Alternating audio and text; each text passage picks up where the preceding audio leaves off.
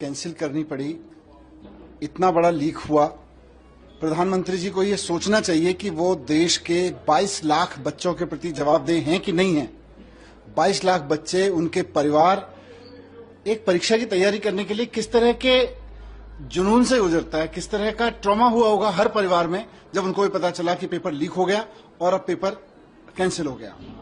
प्रधानमंत्री जी इस बात का जवाब दें कि लगातार उनकी बनाई हुई एनटीए, ये जो नया कॉन्सेप्ट वो लेके आए थे, हर बार पेपर क्यों लीक हो रहा है।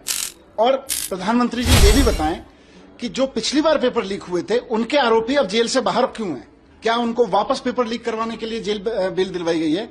आप हमारे ऊपर, हम तो कुछ नहीं करते, भ्रष्टाचार नहीं किया हमने, हमें 18-18, 20-20 महीने तक जेल में डलवा के रखते हैं क्योंकि हम विपक्ष की पार्टी हैं। आप नीट के पेपर चोरी करने वाले 22 लाख परिवारों को, 22 लाख बच्चों के भविष्य के साथ खेलने वालों के साथ इतने दयालु क्यों है प्रधानमंत्री जी। आपको क्यों उन पे ऊपर आपकी कृपा बरसती रहती है, आप उनके खिलाफ सख्त एक्शन क्यों नहीं लेते। कैसे वो जेल से बाहर आ गए 3 बार पेपर लीक कराने वाले। मैं प्रधानमंत्री जी को यह भी कहना चाहता हूं कि ये जो बच्चे हैं ना 22 लाख, ये देश की नौजवान पीढ़ी है, ये देश का जेनजी है। आपने नेपाल में हाल देखा ना जेनजी ने क्या किया है।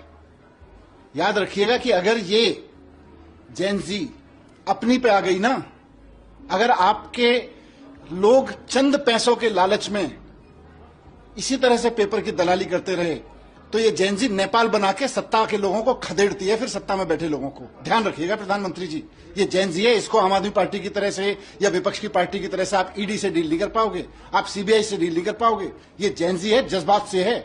अगर आपने इन बच्चों के साथ न्याय नहीं किया तो ये आपको वही हाल करेगी जो नेपाल में